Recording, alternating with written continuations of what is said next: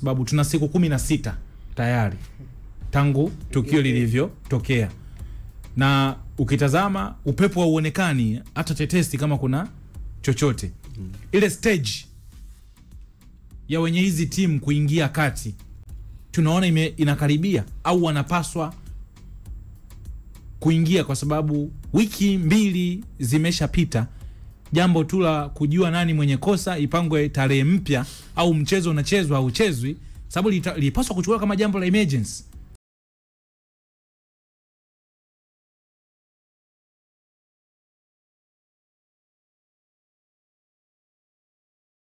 Wiki 2 tayari inawezekana mamlaka jambo limewashinda. Kwanza kwenye hali ya utofauti wa 2021 na 2025 ni uthabiti wa msimamo wa timu ambayo inaamini ina haki. Na maanisha nini? Wakati Yanga wanadai wapo kwenye usimamizi wa kanuni wa muda kubadilisha mchezo walau masaa 24. Nakumbuka iliyosadifu mamlaka ziingie, na Mzee Mguto anakuambia kabisa ile ilikuwa ngumu kwao, kwa sababu yawezekana Yanga walikuwa wako sahihi kwa mujibu wao, walau muda ubadilike masaa 24. Muda wa mchezo ulibadilika siku ya mchezo, wao wakaamua kusimamia sheria na wanaamini wakubwa wana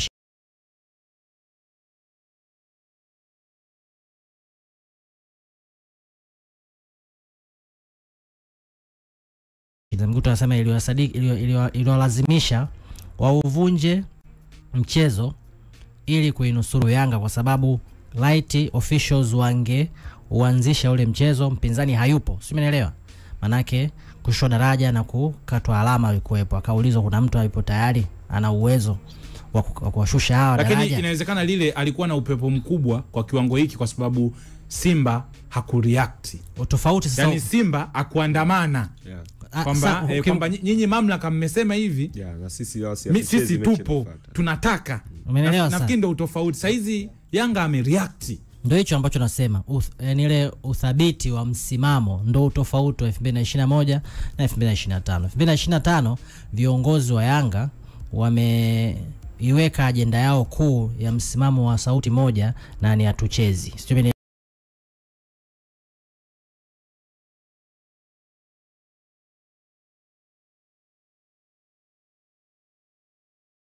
Watu wote tunaona msimamo wao. Wewe kwa hizi wiki 2 tangu jambo limetokea, unaona mamlaka zinazosimamia soka kwa huu kimya wa hili jambo kwa muda huu, jambo limekuwa zito kwao na kipengele cha msaada kama ambavyo Mguto alisema, unadhani tunapaswa kuwaita sasa serikali kwamba tutatue hili? Naamini mpaka hivi sasa kwa habari ambayo sio rasmi, Dodoma jitihada ni kubwa. Dodoma kwa maana makao makuu ya nchi. Nakwambiaje, kwa taarifa zisizo rasmi mpaka muda huu Dodoma jitihada ni kubwa. Utofauti mkubwa ninaouona, kwa sababu hata 2021 Dodoma iliingia. Tumeelewa mamlaka za serikali, na Mzee Mguto amesadiki kwamba ikiwashinda inabidi waachie serikali. Sasa taarifa zisizo rasmi, Dodoma jitihada zinaendelea. Utofauti ni uthabiti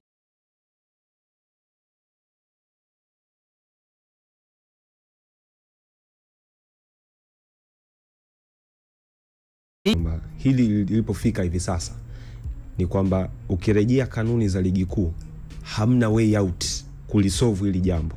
Yani hili jambo haliwezi tena kuwa solved kwa sheria na taratibu. Kwa hiyo tuite mamlaka. Hili jambo kilichobaki, yani sasa, kwa sababu tulishazivunja kanuni, baka kanuni zetu, kilichobaki sasa hivi ni kuingiza busara, na busara iliyopo ndio ile busara inayohusu bodi ya ligi. Lakini ikitokea tunataka kubaki kwenye mamlaka za kimpira, mimi kwangu siungani na mtu anayesema tuihusishe serikali.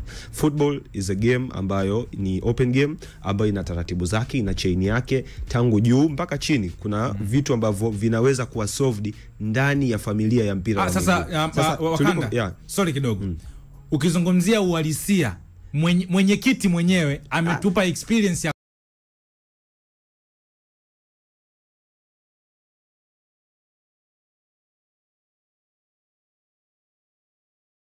serikali kwa sababu sio kama liko out of hand, sio kama liko out of hand, kwa sababu kila kitu kina sehemu ya kuanzia. Leo tutataka hapa tukubaliane kwamba mpira wetu unahitaji mabadiliko.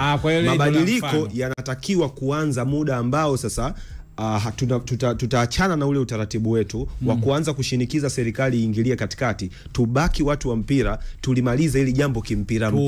Yani sisi watu wenyewe wa mpira tuanze kuanzia executives wa juu mpaka shabiki pale chini, sisi wenyewe tunaweza tukalimaliza ili jambo. Kama bodi ya ligi imeshindwa, kwa hili jambo lilivyo hapa, sisi watu wa mpira tunalimalizaje?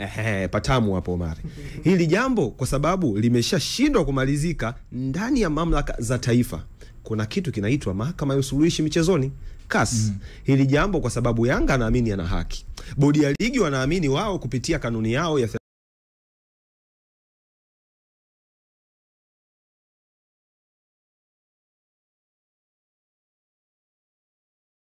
wao wameonewa. Kuna sehemu inaitwa CAS. Hawa watu waende CAS. Kule hakutakuwa na serikali. Maamuzi atakayotoka kule yanakuaga final say. Ikitokea Yanga hana haki, CAS watasema Yanga huna haki, rudi Tanzania kacheze mechi.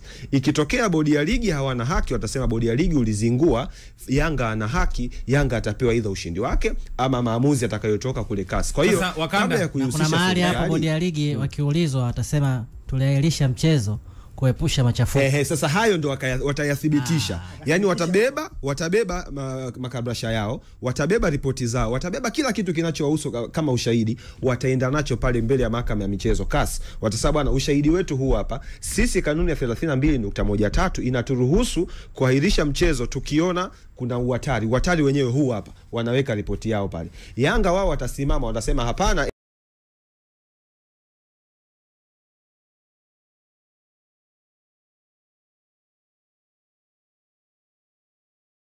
hukumu yake, watu wa mpira tutakuwa tumelimaliza jambo letu kimpira. Lakini kimazingira, Yanga akimaliza kesi, Simba naye atafungua kesi. Lazima afungue. Alama zake 3 kwa sababu mamlaka ilimwambia usije kucheza.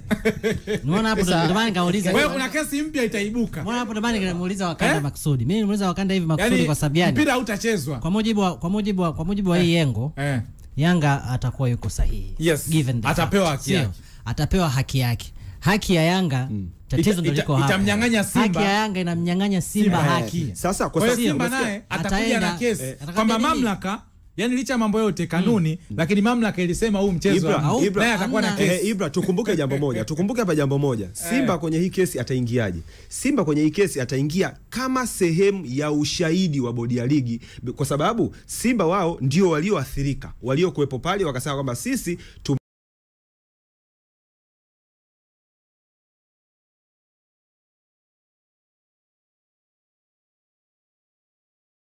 hii mechi tulihairisha kwa sababu team A ambayo ni Simba ameathirika hapa na hapa. Kwa hiyo huyu ambaye ana complain, huyu ambaye amekuja kasi ambaye ni Yanga, huyu ule mchezo hakustahili kucheza kwa sababu kanuni zilikuwa violated. Simba aliathirika. Kasu akiamua kwamba Yanga ni mshindi, it means watasema kitu kifuatacho. Kama Yanga atashinda ile kesi watasema no, sababu ambazo zilimfanya Simba kuto train hazikuwa na mashiko ya kudairisha. US Chendamali alipokelewa Misri na Ahli kwenye ambulance na akacheza kala sita. Swali kidogo Wakanda. Labda tuweze kuweka jambo sawa. Saa hizi, si ndio? Saa hizi labda kesi ikienda labda CAS, si ndio? Kwa sababu hapa kuna vitu ambavyo tunavisubiri ili Simba naye pia hapoteze, si ndio? Ili Simba naye hapoteze, kwa sababu alichoongea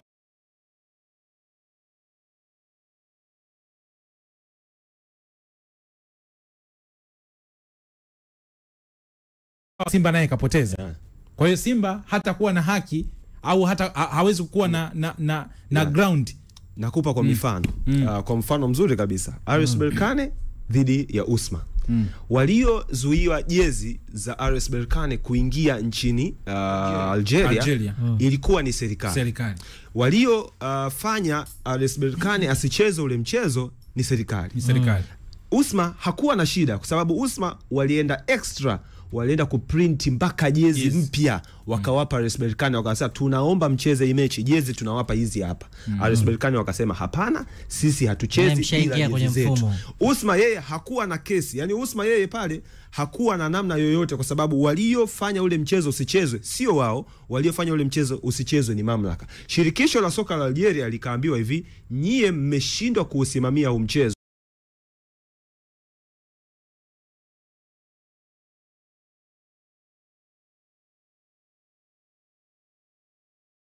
kwa sababu mamlaka za soka na serikali wataadhibiwa Usma kwa sababu mamlaka za soka na serikali mmeshindwa kuufanya huu mchezo kufanyika. Kwa hiyo it's the same thing kwa kilichotokea Tanzania, kwamba mamlaka za soka na ile timu nyingine, mamlaka za soka zimeshindwa kuwasaidia Simba ule mchezo kuchezwa, hivyo hata aliyeonewa anayo hiyo haki. It's the same kwa kilichotokea Libya na Nigeria.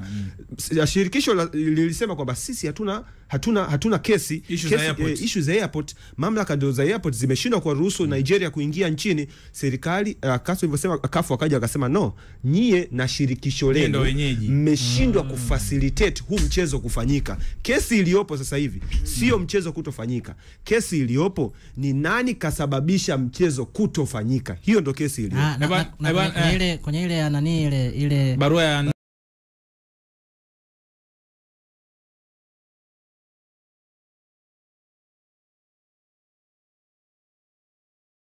moja ya kwanza ili kuiongezea nguvu zaidi, ili yote ambayo ameyasemeza kufanikiwa, lile shinikizo na kwa sababu mwanzo inabidi lisiwepo, kwa sababu inawezekana shinikizo kutoka kwenye third party. Inawezekana Yanga kana amua kwenda huko, lakini zikaanza kulia simu huko watu wasiende na tukua na kweli ajenda, kwa sababu tuna mifano matukio mengi kama haya yashatokea huko nyuma, lakini baadaye watu wakabadili msimamo na hatukujua kwa nini, lakini kufuatilia nyuma nakuta kuna hiyo influence ya kutoka mtu wa tatu. Sasa wanasema hapo na kuna ile unknown naye wameandika pale chini, wanahitaji kutokuwa na political interference kwenye mpira wa nchi. Ili yafanikiwe inabidi hiyo kweli iwepo, na kila kitu kinakuwa na sehemu ya kuanzia. Inawezekana hii tukio likaa na sehemu ya kuanzia. Kuna tafiti ambayo imefanya kuanzia 2019 kurudi nyuma, inaonekana kesi nyingi zilikuwa ziendi kasi kutoka Afrika. Ni kwa sababu busara ilikuwa imetawala sana. Lakini watu walivyoanza kuwa wakali, watu wanaumia, ndio zikazi zinaenda kwenda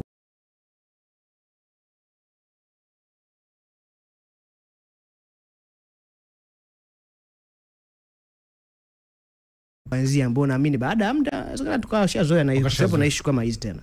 Yes, huyo ni Nsajigwa Senior, na kwa mujibu wa nilivyosikia meza leo ikichambua, ili jambo liweze kuamuliwa mpira na tuone matukio, ni third party ambayo mara nyingi sana uaga inakuwa serikali isiingie. Dodoma isihusike, ambapo pia inaweza ikawa ni hatua nyingine ya tofauti na kubwa kwa nature ya hivi vilabu. Na tutakuwa mmekuwa sana hapo. Itakuwa ni tofauti kwa sababu itakuwa ni zaidi ya kuleta ubingwa, itakuwa ni zaidi ya Afrika. Na kuna kitu kimoja niweke vizuri, jana asubuhi baada ya conversation na watu fulani tuliongea kuna mtu nilikuwa na chat naye asubuhi, baadaye kuna kitu nikaandika kuhusiana